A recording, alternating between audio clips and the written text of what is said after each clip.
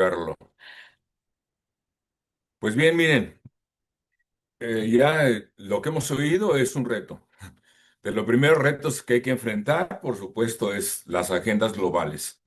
Espero que estemos siempre informados y después de escuchar al pastor Gilberto, creo que va a ser una forma de interesarnos por la cuestión y buscar soluciones. Pero déjenme empezar con el asunto de otros retos que son muy comunes.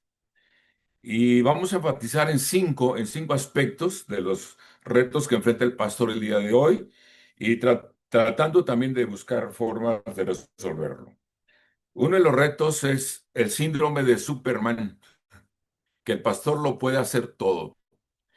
Y tenemos conflicto ahí porque por eso estamos agotados, porque queremos hacer todo. Otro es las nuevas corrientes evangélicas que hay, especialmente el asunto del neopentecostalismo, que es un problema que se está metiendo fuertemente, es un reto. La fatiga crónica del pastor y su familia también es un reto. La vejez, ni hablar, ese es otro reto. La exposición a la sensualidad a través de la internet y redes sociales es un terrible reto. Y los cambios sociales metiéndose en la iglesia es otro tremendo reto. Pero eso solamente es como el panorama general. Déjeme pensar en enfatizar en algunos de los retos que hemos de resolver. El primero sería equilibrio en los roles. Porque luego, o soy pastor, o soy esposo, o soy papá, o soy hermano, o soy abuelo, o soy tío, y ahí nos confundimos y tenemos problemas. Bueno, tenemos que dejar, cuando estamos en el rol de pastores, tenemos que dejar o quitarnos el saco cuando llegamos a la casa y ponernos el saco de papá y mamá, porque los hijos son directos. Los hijos no se muerden la lengua para decirnos las cosas, nos confrontan, nos conocen de pe a pa, saben absolutamente todo de nosotros, la realidad, no la iglesia, pero sí nuestros hijos. Por lo tanto, tenemos retos como pastores respecto a la función del esposo y la esposa, el papá, la mamá con los hijos. Y no solamente retos, independientemente de las responsabilidades. Los retos cada vez se vuelven mayores porque estas generaciones ya están preparados. Todos han ido a a la universidad, gracias a Dios, que se ha podido financieramente ahora que ellos estudiaran, lo cual para las generaciones anteriores era complicado. Sin embargo, esa preparación y capacidad intelectual que ellos tienen, tenemos que tener el equilibrio familiar, sobre todo en una familia pastoral y no rebasar límites. Es muy importante establecer límites porque eso nos lleva al equilibrio en la familia pastoral.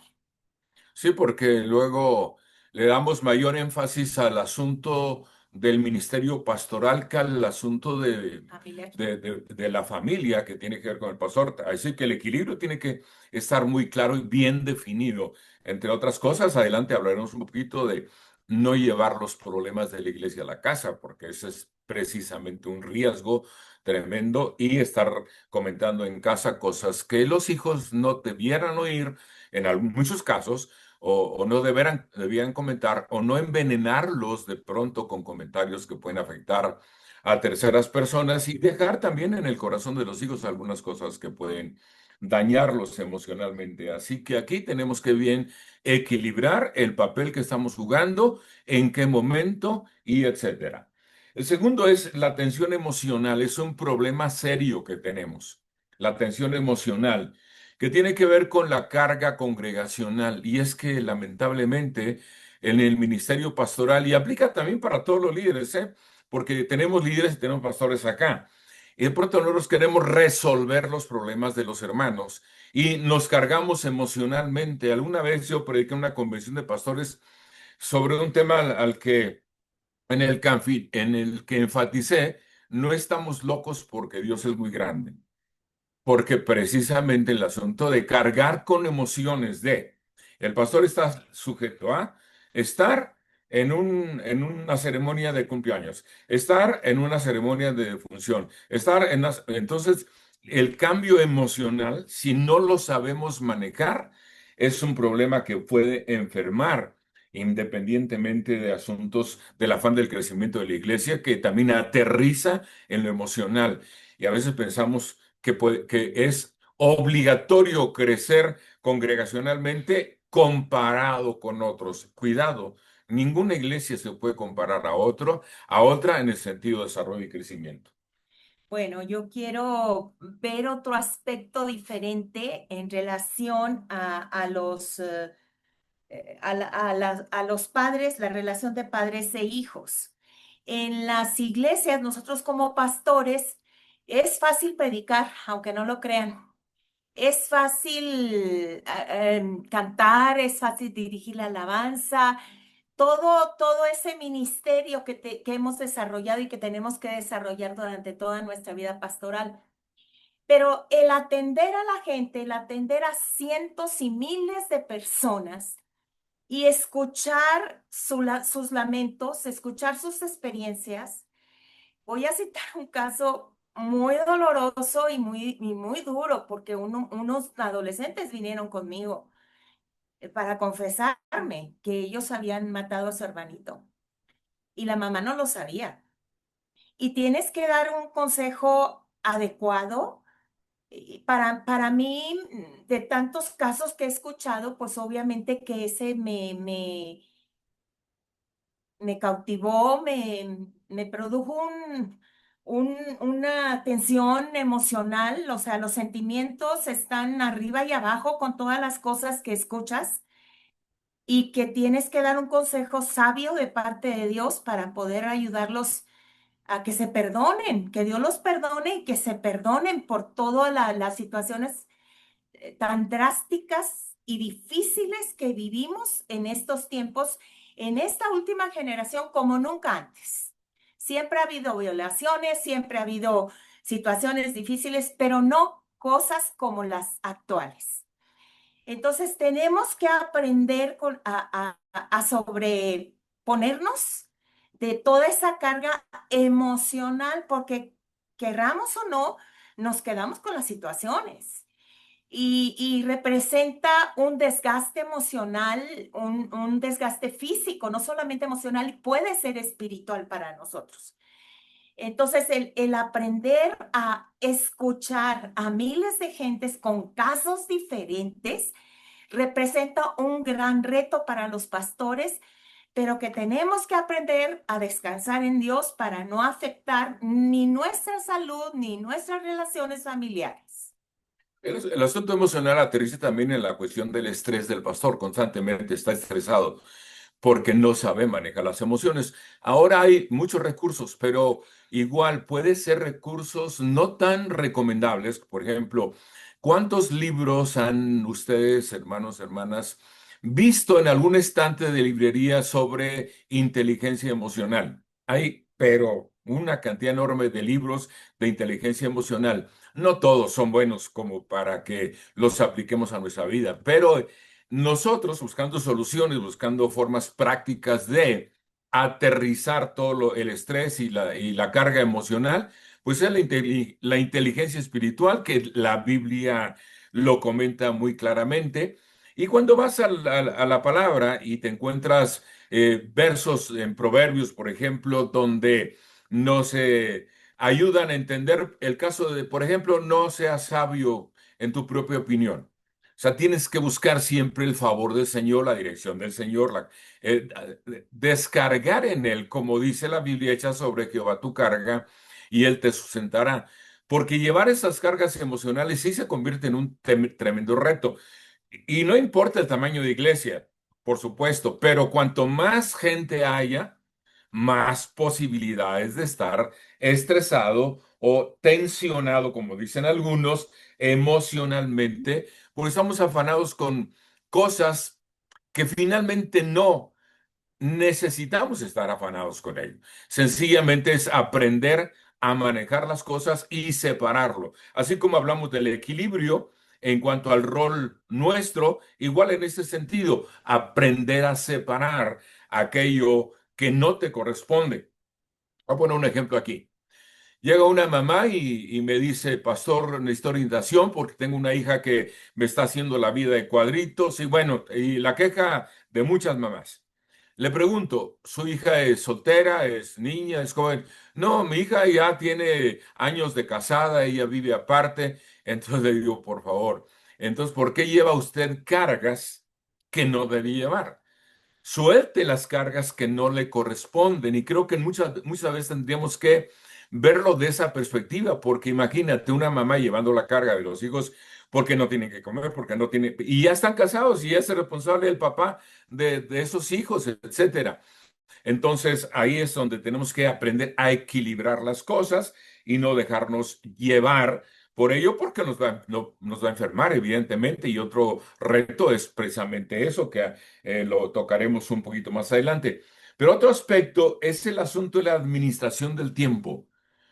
Qué tremendo es esto cuando sí es un verdadero reto, cómo administramos nuestro tiempo en la combinación de ministerio pastoral, ministerio familiar, ministerio de otra naturaleza, cómo es que lo manejamos. Porque pensemos, por ejemplo, en el asunto del tiempo asociado con la vida cotidiana o la vida acelerada que llevamos. Todos viajamos y cuando uno especialmente regresa a la Ciudad de México, el simple hecho ya de entrar a la Ciudad de México te tensa. Es una ciudad, la ciudad más grande del mundo, o sea, una barbaridad de gente, de carros, de accidentes, de todo, aquí de todo. No digo que en los demás ciudades no suceda, pero obviamente la Ciudad de México es la Ciudad de México. Y una vida acelerada no es que la quieras para ti porque genera o produce en nosotros un desgaste muy fuerte. Y los pastores de por sí tenemos tantas actividades que sí, sería imposible no meternos o no estar con una vida acelerada. Pero tenemos que tomar nuestros tiempos de descanso, de reposo, como las vacaciones, como hace ratito señaló mi esposo, llegar a tu casa y soltar el montón de las actividades que tenemos una tras otra, tras otra, tras otra, y ahí estamos con enseñanza y con visitas, hospitales y a donde quiera, pero aprender como familia, tener un poco de paz, un poco de actividades familiares y personales que aprendamos a tener esos momentos o que los hagamos, no que aprendamos, que los hagamos para poder adquirir esa paz. Sabemos que tenemos la paz de Dios que sobrepasa todo entendimiento, pero hace ratito no me mencionaba la necesidad de dejar los asuntos de la iglesia en la iglesia y en la casa platicar sobre temas familiares, conyugales, de tal manera que podamos a través de eso mantener la paz. Déjeme pensar un poquito en el liderazgo de grupos, en el liderazgo equipo de trabajo, porque todos obviamente tenemos compromisos diversos, pero luego el ministerio pastoral no advierte, por ejemplo, cuando pedimos a los líderes, vengan a la iglesia tal día y el domingo hay que estar acá, etcétera. Pero no consideramos que el líder tiene un trabajo. Sus trabajos implican eh, Gastos. un montón de gastos, pero estoy pensando principalmente en los traslados. En las ciudades grandes, y aquí tenemos representación de ciudades grandes, donde el traslado a veces de la casa al trabajo, hora y media, 2 horas. Horas. Entonces, toda esa cuestión es tiempo. ¿Cómo lo vamos a administrar? Entonces, sí, en la administración del tiempo tenemos dificultades porque si todos tenemos mil ocupaciones, mil cosas que hacer, ya saben que el mil es número simbólico. Entonces, ¿cómo lo manejo para no estar bajo tensión en el asunto de administrar mi tiempo? Y luego, el riesgo de sentimiento de culpa por el tiempo perdido. Porque ¿cómo calificamos nosotros el tiempo perdido? Vamos, ¿cuánto tiempo empleamos para orar, para leer la Biblia, para estudiar, para arreglar sermones, para desarrollar, para consejería, etcétera? ¿Cómo lo administramos? Y ahí es donde viene la cuestión de si hay un sentimiento de culpa. ¿Por qué? Porque no usé el tiempo apropiadamente, porque en lugar de leer la palabra, me puse a ver la tele, por decir algo, ¿no? Y entonces ahí tenemos sentimiento de culpa que muchos no saben cómo manejarlo o cómo evitarlo. Porque en algún momento se puede justificar el asunto de el descanso. O sea, no es pérdida de tiempo, pero hay que calificarlo como descanso. Cuando emocionalmente estás paseándote, cuando te tranquilizas, cuando no estás bajo tensión y cuando no estás discutiendo cosas. Entonces, ese es parte de el asunto de administrar correctamente el tiempo y no estar sujeto a lo que hemos mencionado, la vida acelerada de todos los días o la cantidad de compromisos que todos tenemos, sino administrarlo bien y no tener sentimiento de culpa a la hora de hacer una evaluación del tiempo. Muy bien, las presiones económicas. Pues obviamente creo que todos los pastores hemos tenido presiones económicas, sobre todo cuando se iniciaron las iglesias, los centros de fe, esperanza y amor. Si yo hablo de Samuel y María, pues junto con toda esa generación anterior a la nuestra, pues obviamente no había nada de dinero, así es de que era una escasez y una pobreza extrema. Y sin embargo, el amor a Dios los hizo ser grandes pastores, grandes líderes, abriendo iglesias y siendo pastores muy buenos. Y todos los pastores hemos tenido en cada generación cierta presión económica. Y hemos orado a Dios y milagrosamente Dios suplió en el momento de mayor necesidad, suplió porque Dios es fiel. Entonces, siempre nos sorprende Dios siempre con las presiones económicas que nos afligen, porque Él siempre va a abrir las ventanas de los cielos y va a suplir para nuestras necesidades. Los pastores recomendamos pues a todos los que estamos en este camino que pues no usemos el púlpito para tirar indirectas o directas. A veces son directas. Pero cuando doblamos nuestras rodillas ante el Señor, pues Él suple, Él se encarga y Él suple. Y bendito sea Dios que tenemos que aprender a descansar en Dios respecto a las necesidades financieras nuestras. Hoy se vive de una manera muchísimo mejor, gracias a Dios, porque hay muchísimas iglesias, hay entrada, gracias a Dios, y hay buena administración. O sea, la buena administración, la prioridad en la administración respecto a los recursos es un punto importantísimo en los pastores porque la fidelidad en todos los sentidos es algo que Dios aprecia mucho.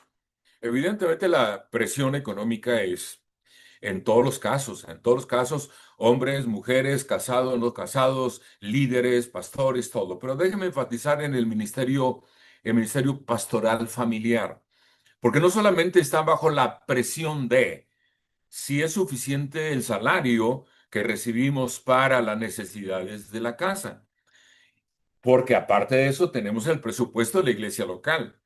Y si los ingresos no son suficientes para todo lo que implica la iglesia local en todos los aspectos, el pastor puede enfermar incluso porque está bajo la presión de no hay, no hay, no hay, no hay, ¿qué vamos a hacer? Y algunos incluso lamentablemente han caído en el riesgo de endeudarse bajo la presión económica. Entonces, ¿qué consejo damos nosotros aquí en este caso? Bueno, Y ya lo dijo mi esposa, dobla rodillas, pide al Señor el milagro. No sé cuántos pueden testificar conmigo de la forma sobrenatural o milagrosa que el Señor suplió en algún momento. Bueno, ese mismo día, hoy en la mañana, yo recibo un mensaje de alguien donde me platica cómo Dios suple una necesidad sin que nadie lo supiera. Ora al Señor en secreto y espera en Dios y en algún momento alguien suple para su necesidad sin haberlo pedido. De esos milagros que te sorprenden, de esas maravillas que te sorprenden, ocurre no solamente para la familia pastoral, también ocurre para todos los hermanos en la iglesia, especialmente para el liderazgo, porque volviendo al asunto de distancias, compromisos, días que está en la iglesia, lo que representa el transporte, lo que representa la ofrenda, lo que representa el diezmo, lo que representa la contribución, porque los líderes generalmente estamos contribuyendo extra, porque siempre somos los más cercanos en el círculo íntimo al pastor o a los líderes principales, y entonces siempre apelan a nosotros, hermano, hay que hacer esto y esto y esto, así que ¿con cuánto vas a colaborar o participar? Y ahí viene la cuestión de si tenemos una mala administración del dinero, vamos otra vez a correr el riesgo de enfermar, de estar bajo presión siempre y no concentrarnos en lo que estamos haciendo. Y bueno, finalmente la salud integral respecto a la familia, el cuidado del cuerpo, del alma y del espíritu. El cuidado de nuestro cuerpo, todos sabemos que somos el templo del Espíritu Santo de Dios. Y bueno, no es lo mismo la salud a los 20 años que a los 50 y a los 70. Mañana, primeramente Dios, mi cuata Rosalinda y yo cumplimos 70 años de vida, gracias a Dios. Estoy muy feliz por mis 70 años. Bendito sea el Señor. Pero lógico, a los 70 decae las fuerzas, pero en una manera increíble, porque bueno, tenemos casi 49 años de ser pastores, ¿no? Y representa un desgaste en todos los sentidos muy fuerte. Y cuando uno ya tiene 70, pues obviamente hay cómo cuidar nuestra salud. Pues el inmunocal, ahí está Ruth que lo vende, súper bueno. Un anuncio, un anuncio. O sea, tenemos que recurrir a ciertas ayudas, que la ciencia, gracias a Dios, con el avance de la ciencia en la actualidad tenemos, si queremos servir al Señor un poquito más, unos años más, lo cual sí le pedimos al Señor que sea posible, ¿verdad? Que nos ayude y sea posible y mantener nuestra capacidad mental para seguir predicando, seguir enseñando, seguir teniendo los eventos, seguir teniendo todo lo que hacemos. Pues hay que ocuparnos de nuestro cuerpo, hay que ocuparnos de nuestra alma, donde la mente es precisamente parte de ahí y estar vigentes mientras Dios nos permita, porque pues obviamente hay algunos pastores que se retiran. Yo sinceramente quiero morir en la raya. No me quiero retirar. Mientras Dios me dé fuerzas, yo quiero hasta el último segundo de mi vida evangelizar y ir a los lugares a evangelizar donde quiere y hacer toda la labor que hacemos, ¿verdad? Entonces, pues igual para poder tener el cuidado de nuestra mente, de nuestra alma, no se diga, la integridad en nuestra vida requiere también de ejercicios espirituales que nosotros tenemos que realizar para estar vigentes y no se diga cuidar el espíritu, porque nuestro espíritu y alma van a ir a la presencia de Dios y depende de ese cuidado. No es tan fácil esto, es muy fácil decirlo, pero no es tan fácil cuando eres atacada. Eh, Gracias a Dios, la mayoría de la gente en las iglesias nos ama y nos ama muchísimo, gracias a Dios. Pero de repente no faltan los celos, no faltan las envidias, no faltan ciertas palabras donde nos atacan, o sea, llegan de diferentes formas y de diferentes maneras. Obviamente la mujer tiene una sensibilidad que el hombre no tiene. Y las mujeres, obviamente que nos duele, nos apachurramos, es más, estamos en la menopausia, gracias a Dios ya la pasamos, porque cuando estamos en la menopausia nos acordamos de todo. Es que mi esposo se enojó y me dijo esto, es que los hermanos de la iglesia no me entienden y me dijeron esto, todo ese tipo de cosas y muchas más se pueden quedar y lastimar nuestro espíritu y lastimar nuestra mente, nuestro corazón, nuestra alma. Por lo tanto, tenemos que adquirir madurez, mucha madurez, para poder, para aprender a descansar en Dios e ir a Dios, no ir a quejarnos con las hermanas de la iglesia, porque qué inmadurez cuando hablas mal de otra pastora, mal de otra hermana en la congregación. Mi lema es, si alguien te dice algo de mí, entonces dile, vaya directamente con ella y dígaselo. ¿Acaso lo hacen? Porque son chismosas. Lo único que quieren es dañar. Entonces, que existe en nosotras como pastoras un nivel de madurez emocional para que cuidemos nuestra alma y nuestro espíritu y nuestro cuerpo que son de Dios. Bueno, ya entramos en conflicto aquí. Justamente un reto pastoral es estar de acuerdo. Y Un reto ahorita no. pastoral es tener la misma visión y el mismo propósito.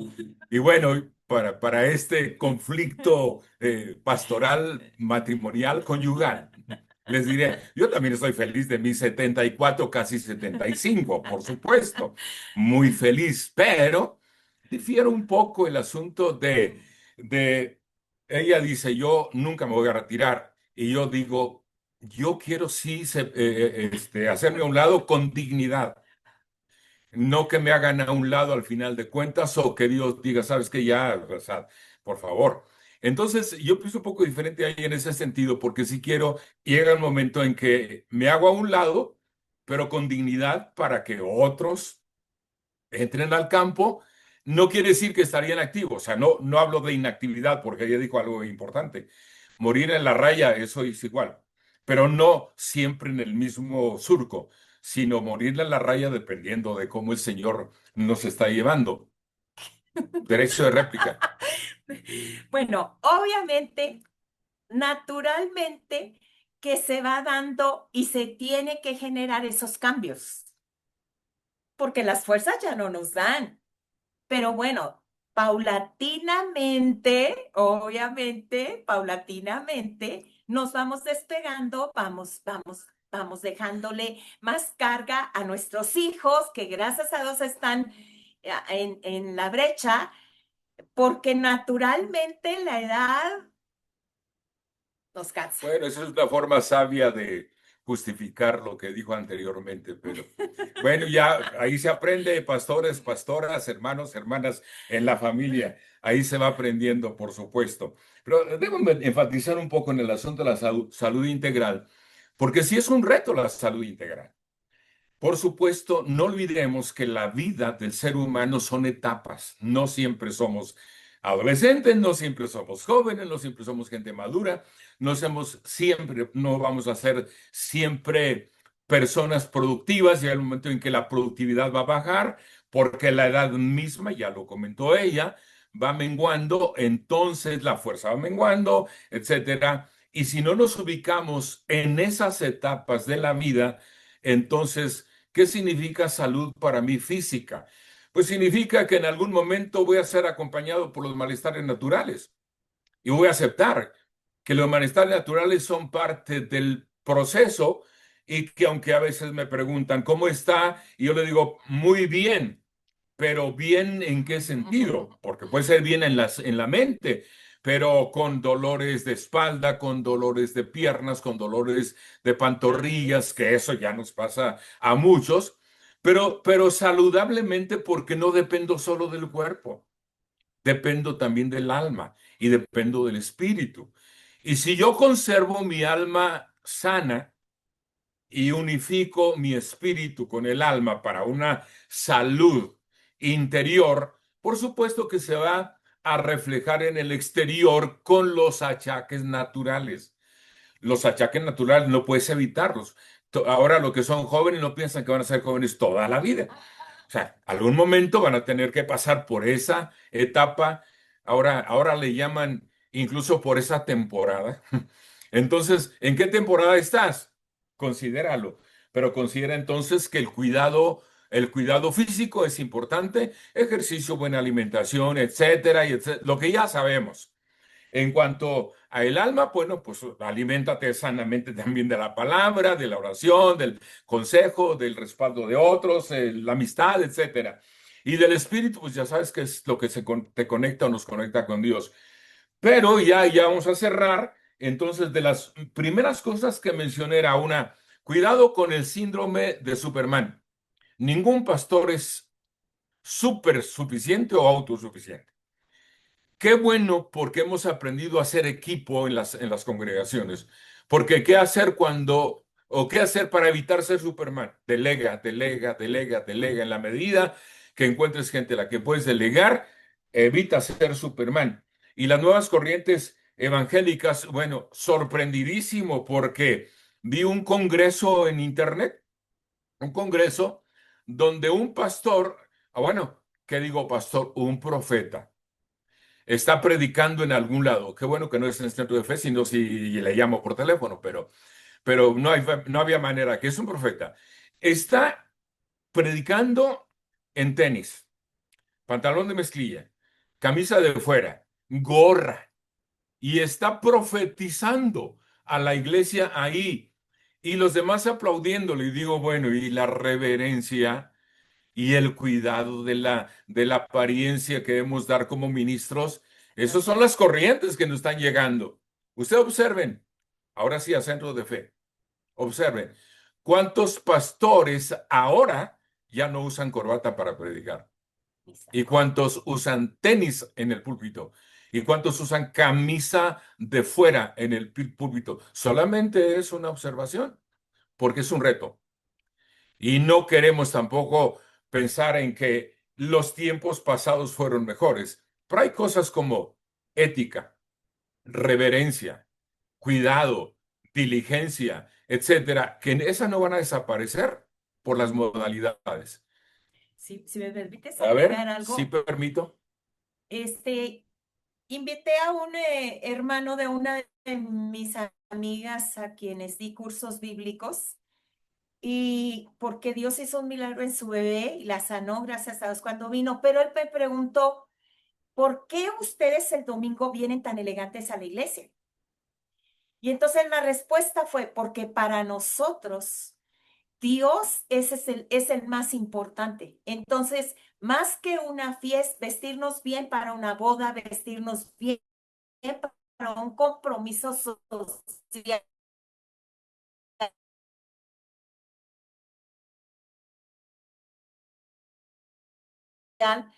o de la iglesia que tengamos, lo más y mejor adecuados a la respuesta que le di.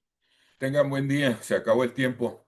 Ahí después platicamos, si es posible. Dios los bendiga. Dios les bendiga. Es una bendición poder estar aquí. Yo me quiero presentar porque algunas personas que están aquí no saben mi nombre y un poquito de la historia. Mi nombre es Ruth Oz, viuda de Martínez, y estuve casada felizmente por 48 años. Esta semana pasada hubiera cumplido 54 años de casada, entonces llevo 6 años de viuda.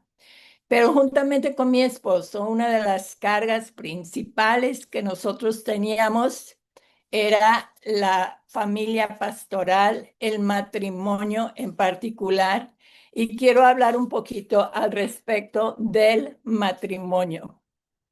Voy a hablar enfocándome en cuáles son los roles del marido y cuáles son los roles de la esposa. Y esto aplica en todo.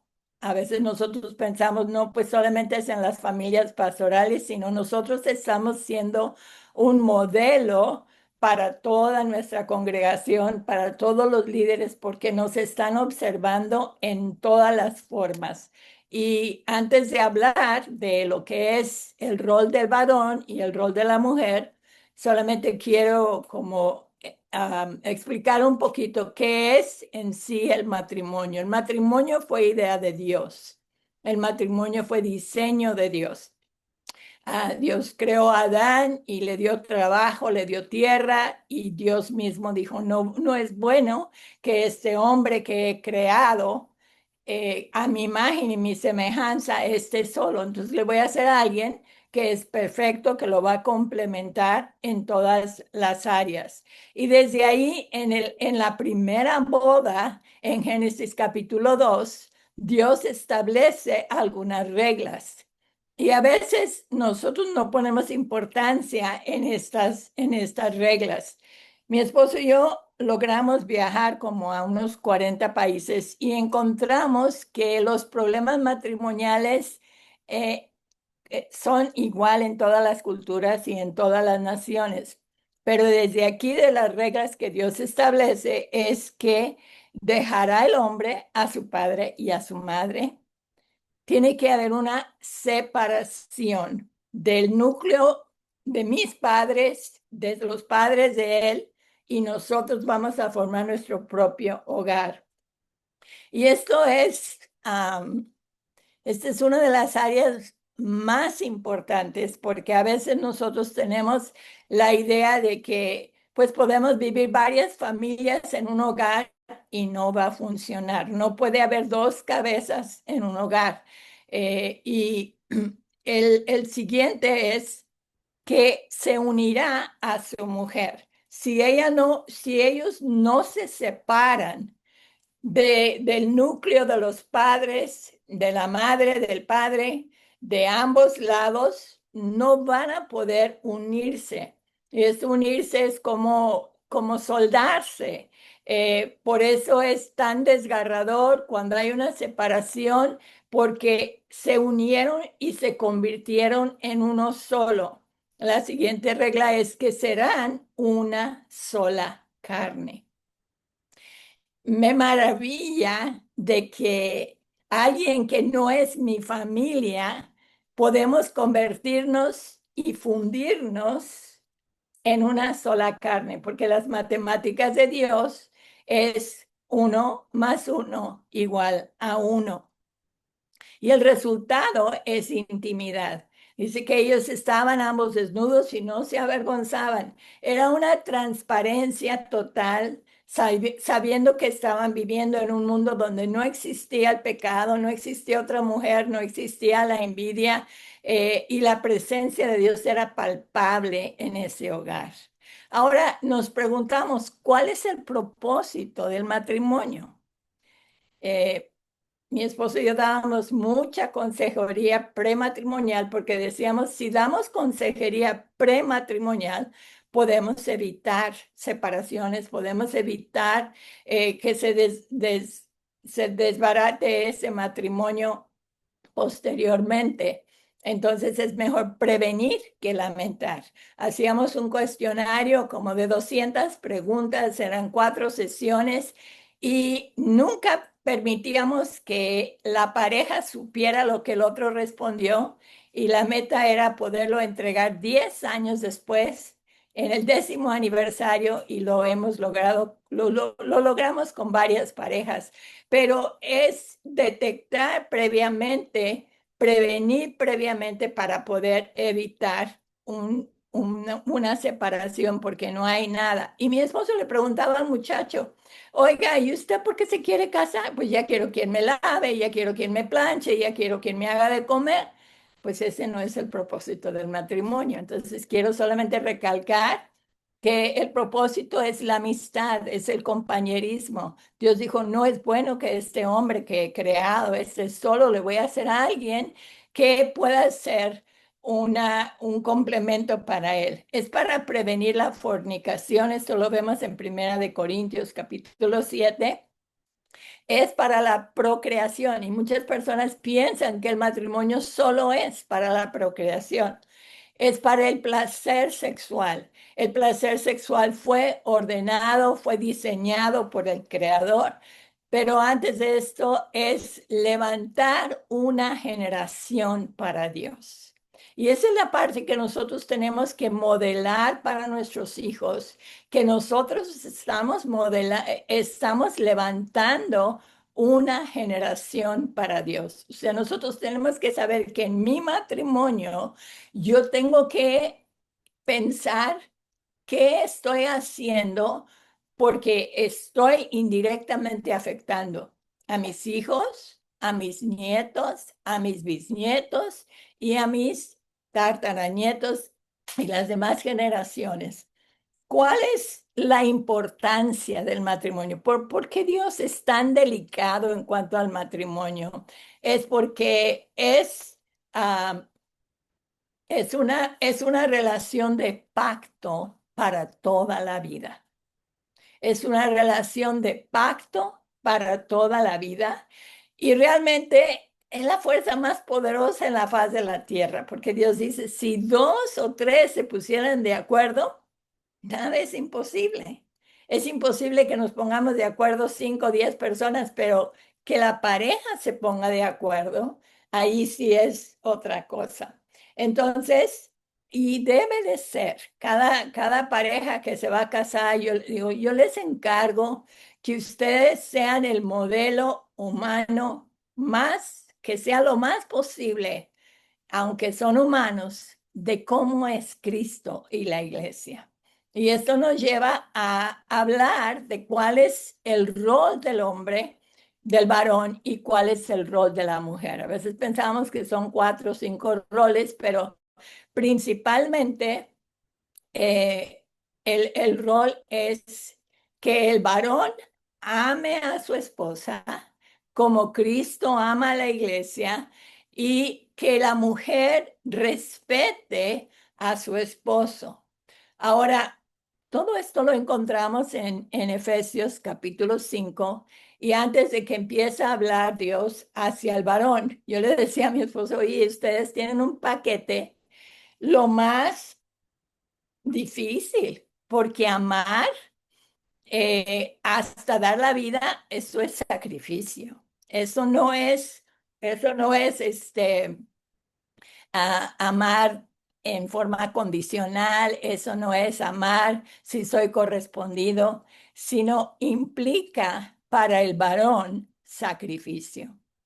Mi esposo era un poco más bajo de estatura que yo, pero nadie se meta conmigo porque mi esposo daría la vida por mí. Y eso es como la mujer tiene que saberse amada a ese grado. Quizás el esposo pueda decir, pues yo la amo, si no, no me hubiera casado con ella. Pero la pregunta es, esposa, ¿tú te sientes amada? ¿Hay algo más que puedo hacer para que tú te sientas amada en forma incondicional? Porque el egoísmo es lo que está tratando de destruir el hogar. Cada quien está viendo por sus propios intereses, por sus propios derechos. Efesios 5:22 nos dice, someteos los unos a los otros en el temor de Dios. El matrimonio es para agradar a Dios, el matrimonio es para glorificar a Dios. Y el trabajo de la mujer es solamente respetar. Yo le decía a mi esposo, tú tienes que amarme hasta dar la vida por mí y yo no me lo único que tengo que hacer es respetar. Pero yo quiero enfatizar esta palabra respetar y esto es tomar la palabra respeto, reverencia, desde el diccionario, desde diferentes versiones de la Biblia y quiero leerlo, lo que nos dice el apóstol Pedro al respecto. Ya hablamos sobre los varones que tienen el paquete más grande, porque todo lo que el hombre hace para su esposa, él es el beneficiado. Entonces dice, asimismo, ustedes mujeres casadas, estén sumisas A veces se piensa que el hombre es el que tienes que someter a la mujer, pero yo tomo esta postura. Yo me someto porque yo soy mujer, ese es mi rol, ese no, yo no soy la cabeza. El esposo es la cabeza, Dios le dio a él la responsabilidad. Asimismo, ustedes, mujeres casadas, estén sumisas a sus propios esposos. Sujétense a ellos como siendo secundarias y dependientes de ellos. Y adáptense a ellos. Esta es una instrucción aún para que la pareja que el esposo no es cristiano. Y ella lo va a ganar con esta receta. Dice, y adáptense a ellos por si alguno no obedece la palabra de Dios, puedan ser ganados, no por argumentos, sino por las vidas piadosas de sus esposas. Yo quiero ahorita hacer mención que de la familia del lado de mi papá, mi bisabuelo era ateo, era alcohólico, pero a través de la vida piadosa de mi abuela, mi bisabuela, es que Dios hizo la obra en él. Entonces, eh, nadie estaríamos aquí si ella no hubiera sido esa esposa piadosa que lo ganó sin palabras. El milagro que él hubo un milagro y ese fue como la gota que derramó el vaso para que mi bisabuelo viniera a Cristo y luego fuera misionero y mi abuelo, etcétera. Pero ella lo ganó sin palabras. En Corintios, perdón, en Efesios, dice, cuando observen la forma pura y modesta en lo cual se comportan junto con tu reverencia. Eso es Pablo, perdón, Pedro. Junto con tu reverencia para tu esposo. Esto es que debes sentir por él todo lo que la reverencia incluye. Respetar, dar la preferencia, reverenciarlo. Reverenciar quiere decir honrar, estimar, apreciar como un premio y en el sentido humano, adorarlo. Adorar quiere decir admirar, alabar, ser devota a él y amarlo profundamente y disfrutar a tu esposo. Pablo lo expresa así. La esposa reverencia a su esposo, lo nota, lo honra, le da la preferencia, lo venera, lo estima, cede a él, lo alaba, lo ama y lo admira en exceso. Esto es en Efesios capítulo 5 y en Primera de Pedro capítulo 3. Con esto, la pregunta es que la esposa le diga al esposo, oye, ¿tú sientes que yo te respeto? ¿Hay algo de mis acciones que hace que tú te sientas no respetado? Esas son las conversaciones que es necesario tener, porque nosotros como matrimonios en las iglesias estamos modelando y al modelar, nosotros pensamos que solamente lo que hablamos tiene validez, pero el voltear los ojos, por ejemplo, el esposo le dice una instrucción y la esposa voltea los ojos o voltea la boca, los hijos ven esa falta de respeto. El esposo se le hace fácil ser infiel, se le hace fácil hablar mal a la esposa, hablar palabras dañinas. Este es un ejemplo para los hijos. Entonces, la pregunta es, el esposo le pregunta a la esposa, ¿tú te sientes realmente amada? ¿Hay algo más que puedo hacer para que tú te sientas amada? Porque yo puedo decir que te amo, Pero si tú no te sientes amada, yo quiero saber qué puedo hacer para que tú te sientas amada. Y la esposa al esposo. Mi amor, hay algo que yo he hecho que tú sientes que te falta el respeto. Yo quiero honrarte. Yo quiero honrarte. Yo quiero que mi matrimonio sea un ejemplo para el mundo de lo que es Cristo y la iglesia. Entonces, el rol del varón es amar a su esposa hasta dar su vida por ella. Obviamente no la va a maltratar ni física ni emocional ni en ningún sentido porque va a cuidarla como un vaso frágil. Esto lo encontramos también en Primera de Pedro, capítulo 3. Y ahora sí, rapidito, lo que es el tema de cuál es el rol del varón. Dios ha puesto al varón como cabeza. No puede haber dos cabezas en el hogar. Y Dios le pide cuentas al varón. Cuando Adán y Eva pecaron, Eva tomó el fruto, Dios no habló con Eva, Eva, ¿dónde estás? Dios dice, Adán, ¿dónde estás? ¿Comiste del árbol que te dije que no comieras? Porque tú eres el responsable de este matrimonio, tú eres el responsable de este hogar. Obviamente empieza el juego de la culpa, no por la mujer que me diste y la mujer no por la serpiente y empieza, pero Dios le pide cuentas a Adán.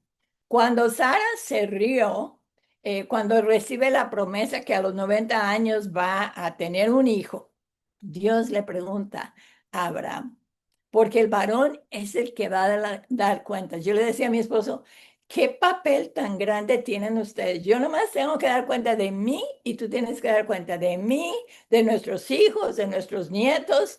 Y es una responsabilidad porque el varón es el líder, él es el visionario, él es el maestro. Él generalmente es el proveedor, es el protector y es el cultivador. Todo lo que usted, varón, hace para su esposa, usted es el que sale ganando. Yo les digo a las personas que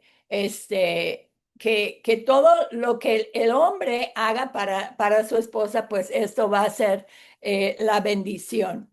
Y ahora quiero enfocarme tantito con la mujer. ¿Cuál es el rol de la mujer? Dios puso que nosotros somos ayuda idónea. ¿Qué significa ser ayuda idónea? Es un complemento.